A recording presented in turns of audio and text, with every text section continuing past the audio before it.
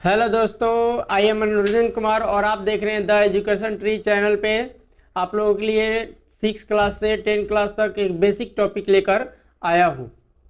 Topic का नाम है संख्या पद्धति और इस संख्या पद्धति की जो सूची है इस प्रकार दी गई है।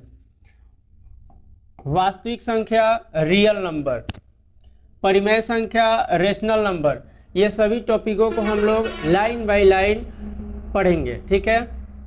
अपरिमेय संख्या इरेशनल नंबर, अभाज्य संख्या प्राइम नंबर, भाज्य संख्या कंपोजिट नंबर, प्राकृत संख्या नेचुरल नंबर, पूर्ण संख्या होल नंबर और पूर्णांक संख्या को इंटीजर कहा जाता है।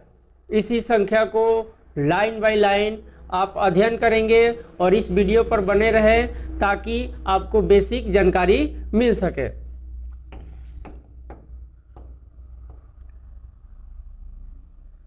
सबसे पहले हम लोग पढ़ेंगे वास्तविक संख्या किसे कहते हैं।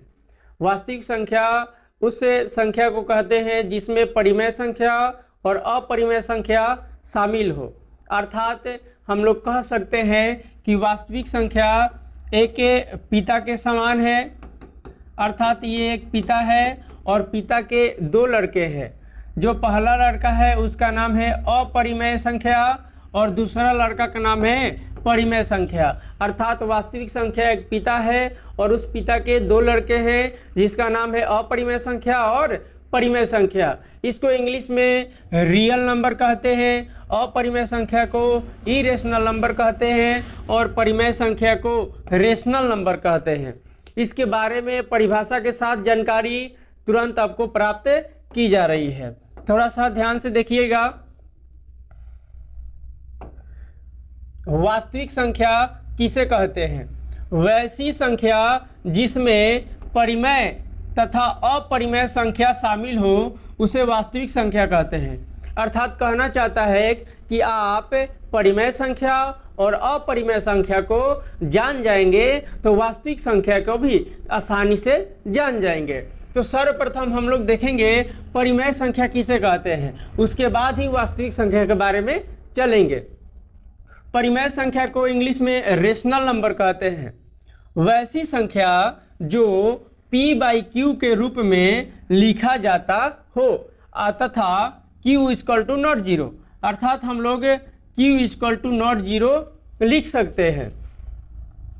उस संख्या को परिमेय संख्या कहते हैं।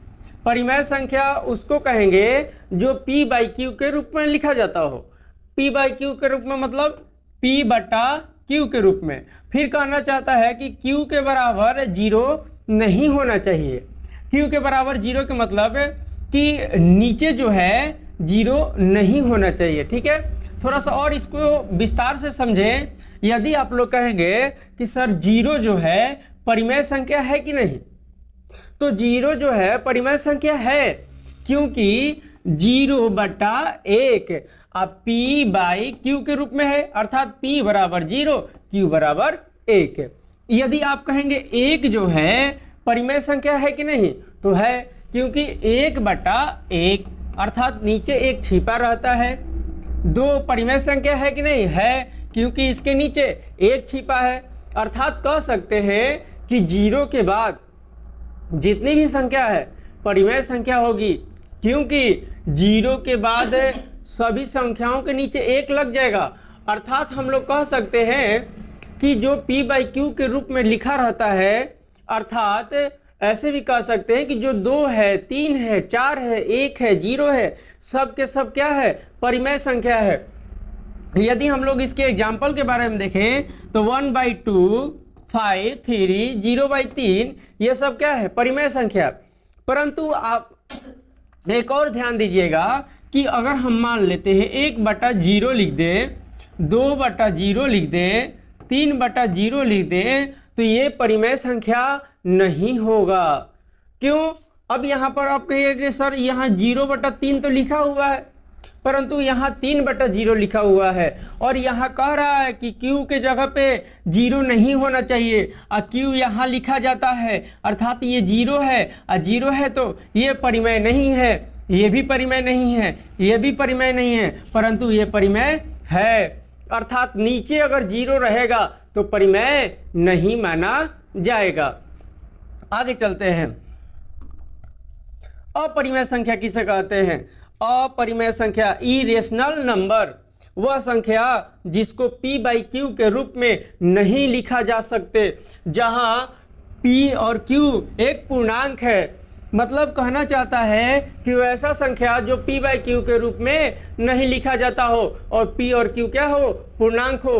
अर्थात कह सकते हैं कि जितनी भी संख्या अंडर रूट में आती हो उसको अपरिमेय संख्या कह सकते हैं। परंतु आपके मन में आएगा कि क्या सर √4 परिमेय है या अपरिमेय है?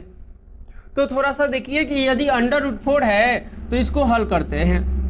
√4 अगर यदि परिमेय के अंदर कोई भी संख्या हो और वो बाहर निकल जाए तो परिमेय संख्या होगा। समझ में आया? थोड़ा सा ध्यान से देखिए।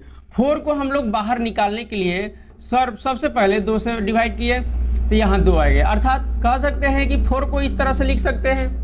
अंडर रूट का मानना है कि अंडर रूट के अंदर यदि एक प्रकार के 2 संख्याएं हैं अर्थात 2 वर्ड रहेगा तो ये दोनों के दोनों बाहर आ जाएंगे, वो भी एक रूप में। जैसे 2 है, यहाँ भी 2 है, एक जैसा है और एक जैसा जो है इसके बाद बाहर आएगा तो एक हो जाएगा।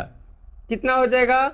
1 हो जाएगा। मतलब एक संख्या बाहर आ गया और इसके अंदर कोई भी संख्या नहीं बचा, 0 और 0 के वैल्यू तो है नहीं अर्थात 2। और 2 हम लोग पढ़ लिए कि परिमेय संख्या है अर्थात √4 एक परिमेय संख्या है, अपरिमेय संख्या नहीं कहेंगे। यदि आप लोग देखेंगे कि √8 क्या परिमेय है या अपरिमेय है, तो थोड़ा सा इसी तरह से चलते हैं। देखिए इस तरह से हम लोग डिवाइड किए तो आया √2 गुना 2 गुना 2, तो 2 वो एक जैसा मिल गया तो ये आ गया बाहर, ये अंदर ही रह गया। और जब अंदर ही रह जाएगा तो ये हो गया अपरिमेय संख्या। अर्थात √8 एक अपरिमेय संख्या है। अब मन में आया कि √16 क्या है, तो √16 के बारे में देखेंगे तो 8 4 2 अर्थात कह सकते हैं 2 गुना 2 गुना 2 गुना 2।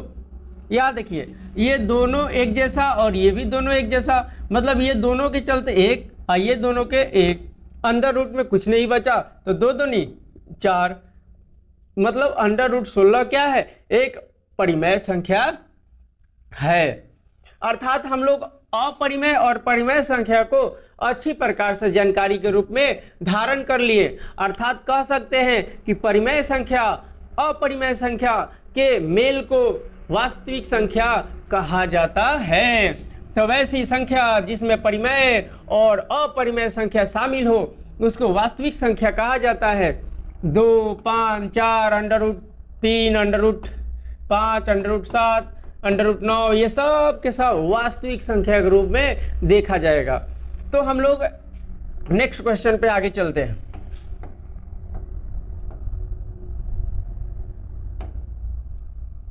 अभाज्य संख्या किसे कहते हैं?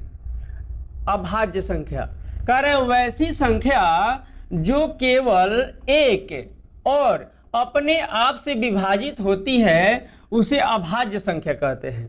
कहना चाहता है कि वैसा संख्या जो एक और अपने आप से कटे और किसी से ना कटे। अर्थात कह सकते हैं कि 2 जो है 1 से कट रहा है और अपने आप से अर्थात 2 से कट रहा है। अच्छा सर 3 पे चलते हैं। 3 जो है 1 से कट रहा है और 3 से कट रहा है, बहुत अच्छा है। अब 4 पे चलते हैं तो जो 4 है 1 से कट रहा है, 2 से कट रहा है और 4 से कट रहा है। तो कह सकते हैं कि सर ये तो नहीं लग रहा है, क्योंकि यहाँ पर लिख रहा है कि 1 से कटना चाहिए और अपने आप से कटना चाहिए, और यहाँ 1 से भी कट रहा है और अपने आप से भी कट रहा है, परंतु एगो एक्स्ट्रा में आया है जो 2 है। अर्थात कह सकते हैं कि 4 जो है अभाज्य संख्या नहीं है, क्योंकि 4 जो है 1 और अपने आप के अलावा और भी किसी अंक से कटता है, जैसे 2। परंतु 2 जो है 1 से और 2 से कटता है, 3 भी 1 से और 3 से कटता है, 5 भी 1 से और अपने आप से कटता है। परंतु 6 जो है 1 से कटेगा, 2 से कटेगा, 3 से कटेगा और 6 से कटेगा, अर्थात 1 से और अपने आप के अलावा भी कटता है किसी अंक से, तब वो अभाज्य संख्या नहीं कहलाता है। तो वैसे संख्या जो 1 से अपने आप से कटता हो उसको अभाज्य संख्या कहा जाता है, जैसे 2, 3, 5, 7। इसके आगे आप जानिएगा, कहिएगा 9 भी हो सकता है। 9 नहीं होगा, क्योंकि यदि 9 को हम लोग काटाते हैं तो 9 1 से कटेगा, 3 से कटेगा, 9 से कटेगा। अब बताइए 1 और अपने आप के अलावा किसी और से जब कट जाता है तो उसको अभाज्य संख्या नहीं कहते हैं। समझ में? आगे चलते हैं, नोट में देखते हैं। कर 1 और 100 के बीच, मतलब 1 से 100 तक के बीच में कितने अभाज्य संख्या होते हैं? ये सब VVI क्वेश्चन है। 1 और 100 के बीच में कितने अभाज्य संख्या होते हैं? तो 1 और 100 के बीच में 25 अभाज्य संख्या होती है। कितनी अभाज्य संख्या होती है? 25 अभाज्य संख्या होती है। 1 और 50 के बीच केवल 15 अभाज्य संख्या होती है। कितनी होती है? 15 अभाज्य संख्या।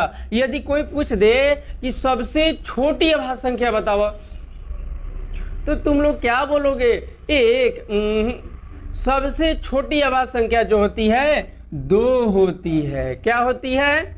सबसे छोटी अभाज्य संख्या 2 होती है। आगे चलते हैं भाज्य संख्या पे, कि भाज्य संख्या किसे कहते हैं। इसके परिभाषा थोड़ा सा पढ़ लेते हैं। वैसी संख्या जो एक और स्वयं के अलावा किसी और से भी विभाजित हो, उस संख्या को भाज्य संख्या कहते हैं। जैसे अगर मान लेते हैं कि 2 ले लेते हैं, तो 2 अभी थोड़ा सा पहले पढ़े हैं कि 2 जो है 1 से कट रहा है और स्वयं से कट रहा है, इसके अलावा किसी और से कट रहा है क्या? जब नहीं कट रहा है तो ये भाज्य हो ही नहीं सकता। अब 3 को भी ले ले तो 1 से और अपने आप से कटेगा, तो ये भाज्य हो ही नहीं सकता। परंतु यदि 4 ले लें तो 4 1 से कटेगा, 2 से कटेगा और स्वयं से कटेगा, अर्थात 1 और स्वयं के अलावा किसी और से कट जाए तो उसको भाज्य संख्या कहते हैं। समझ में आया? 1 से भी कटे, अपने आप से भी कटे और दूसरे से भी कटना चाहिए तो भाज्य संख्या, जैसे 4, 6, 8, 9, 10, इस तरह से। तो आगे बढ़ते हैं। 1 और 100 के बीच कुल भाज्य संख्या कितनी होती है? तो 74, अर्थात 74 होती हैं। फिर कहना चाहता है कि 1 और 50 के बीच कुल कितने भाज्य संख्या होती हैं? तो 34 होती है, अर्थात 34। सबसे छोटी भाज्य संख्या 4, अर्थात सबसे छोटी कॉम्पोजिट नंबर कितने कौन सा होता है? तो 4 होता है। आगे चलते हैं। हमारे अनुमानवश आप लोग इसको समझ रहे हैं। यदि समझ में नहीं आ रहा होगा तो कमेंट सेक्शन में कमेंट कीजिएगा।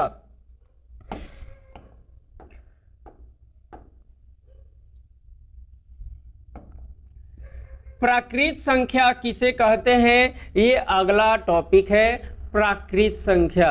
ठीक है, आगे चलते हैं। वैसी संख्या जो 1 से प्रारंभ हो और अनंत तक जाए उसे प्राकृत संख्या कहते हैं।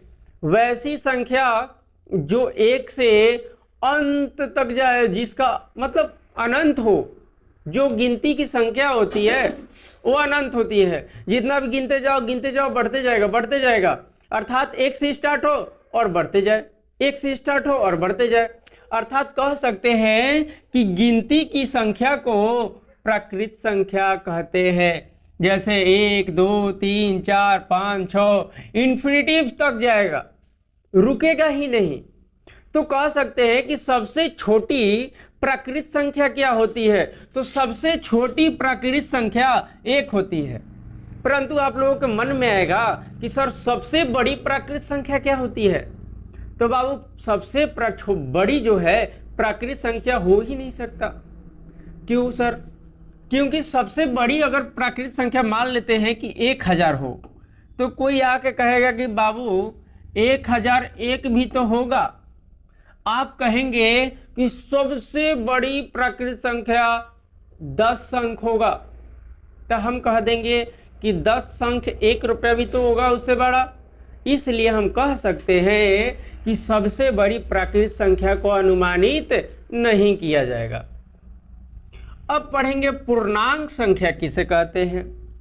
वे संख्या जो 0 से प्रारंभ हो और अनंत तक जाए उसे पूर्णांक संख्या कहते हैं। प्राकृत संख्या की तरह ही पूर्णांक संख्या है, परंतु पूर्णांक संख्या में एक 0 लग जाता है, लड्डू। समझ में आया? अर्थात कह सकते हैं कि पूर्णांक संख्या के शुरुआती में 0 है।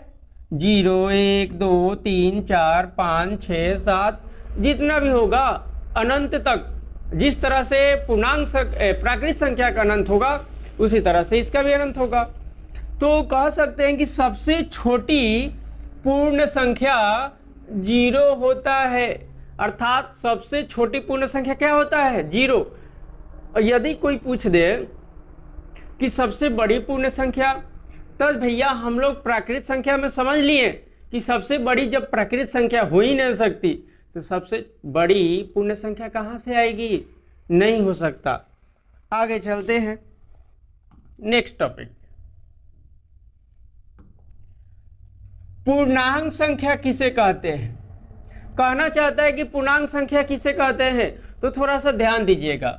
वे संख्या जिसमें ऋणात्मक, धनात्मक और शून्य शामिल हो उसे पूर्णांक संख्या कहते हैं। अर्थात कहना चाहता है कि यदि एक लाइन सेगमेंट कर दें और लाइन पे 0, -1, -2, -3 और डॉट डॉट मतलब अनंत तक जाएगा, 1 2 3 और डॉट डॉट जाएगा।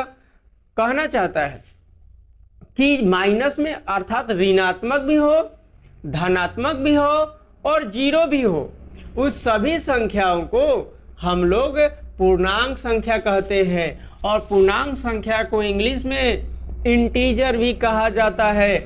पूर्णांक संख्या -1, -2, -3 ये थोड़ा सा उल्टा लिखा गया है, ठीक है। यहाँ -1 होगा, -2 होगा, -3 होगा, इस तरह से होगा। फिर 0 1 2 3 इस तरह से सेगमेंट के रूप में लाइन बाई लाइन जाएगा। कुछ आप लोगों के लिए प्रश्न है जो एग्जाम में पूछा जाता है और इस प्रश्न को हम लोग एक पजल की तरह सॉल्व करेंगे। पजल की तरह सॉल्व करने से हम लोगों को ये सब क्वेश्चन बहुत हलवा लगेगा, आसान लगेगा। थोड़ा सा ध्यान से देखेंगे। करे प्रत्येक प्राकृत संख्या पूर्ण संख्या होता है। कहना चाहता है कि प्रत्येक जो प्राकृत संख्या होती है पूर्ण संख्या होती है। मतलब प्राकृत संख्या को दर्शाना है कि पूर्ण संख्या है कि नहीं। तो सबसे पहले हम लोग पूर्ण संख्या को पजल बनाएंगे, ठीक है। तो पूर्ण संख्या किसे कहते हैं? जो 0 1 2 3 4 मतलब इस प्रकार से हो, डॉट डॉट डॉट आगे तक जाएगा। और प्राकृत संख्या किसे कहते हैं? तो प्राकृत संख्या स्टार्ट होता है 1 2 3 4 डॉट डॉट, ये भी आगे तक जाएगा। अब थोड़ा सा ध्यान दीजिएगा कि ये सब जो है खंदा है, अर्थात इसको उठा के इसमें भरना है, ठीक है। तो हम लोग 1 को उठाएं तो 1 में भरा जाएगा, 2 को उठाएं तो 2 में भरा जाएगा, 3 को उठाएं तो 3 में भरा जाएगा और 4 को उठाएं तो 4 में भरा जाएगा। परंतु 0 बच गया, तो इसमें बचने वाला नहीं देखना है, अर्थात इसका जितना संख्या है इसमें अट गया, अर्थात उसमें फिक्स हो गया, और जब फिक्स हो गया तो कह सकते हैं कि ये सही बोल रहा है। ठीक है, जब फिक्स हो जाएगा तो सही बोलेगा, और जब फिक्स नहीं होगा तो गलत बोलेगा। तो यहाँ पर देखेंगे कि प्राकृत संख्या जो है पूर्ण संख्या के अंदर समा गई, और जब समा गई तो ये सही बोल रहा है कि सभी प्राकृत संख्या पूर्ण संख्या होता है। चलो बाबू, ये सही है। नेक्स्ट, प्रत्येक पूर्ण संख्या प्राकृत संख्या होता है। तो सबसे पहले हम लोग प्राकृत संख्या के पजल बनाएंगे।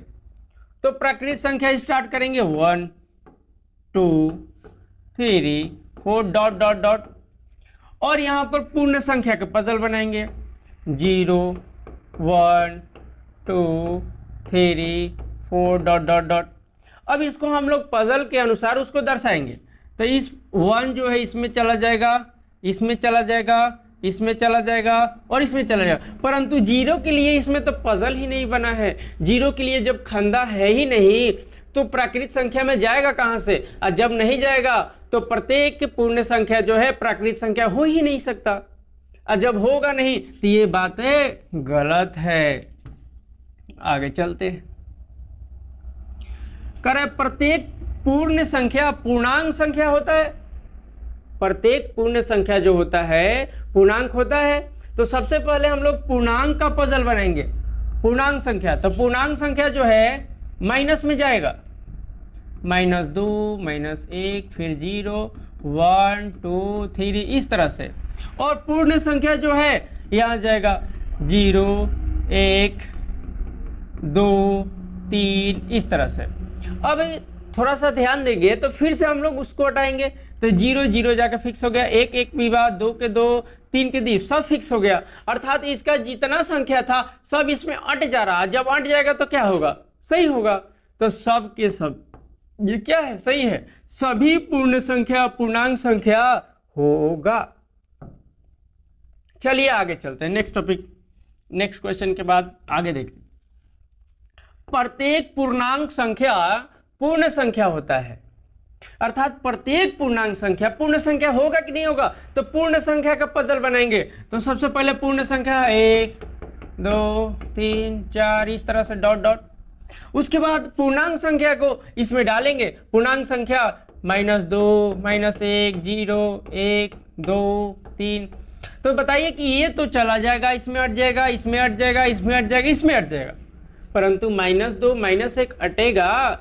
जब नहीं अटेगा तो ये गलत कह रहा है। प्रत्येक पूर्ण संख्या प्रत्येक पूर्णांक संख्या पूर्ण संख्या हो ही नहीं सकता, इसलिए कहा है गलत हो गया, ये गलत बता रहा है। उसके बाद चलते हैं, एक लास्ट क्वेश्चन है, अंतिम क्वेश्चन है। इसके बाद हम लोग नेक्स्ट टॉपिक पे अगले वीक में चलेंगे। प्रत्येक भाज्य संख्या अभाज्य संख्या होता है। कहना चाहता है कि प्रत्येक भाज्य संख्या, जितने भी भाज्य संख्या है क्या अभाज्य संख्या होंगे।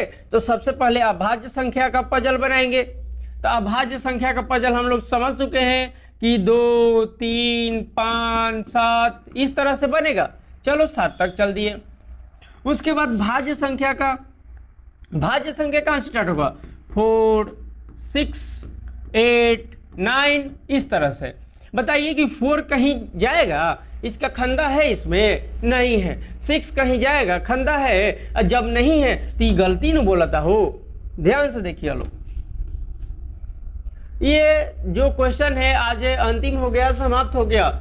यदि आप लोगों को कुछ नेक्स्ट टॉपिक पे बात करनी हो तो कमेंट सेक्शन में जरूर कमेंट करें, ताकि नेक्स्ट टॉपिक पे वीडियो ला सके। धन्यवाद।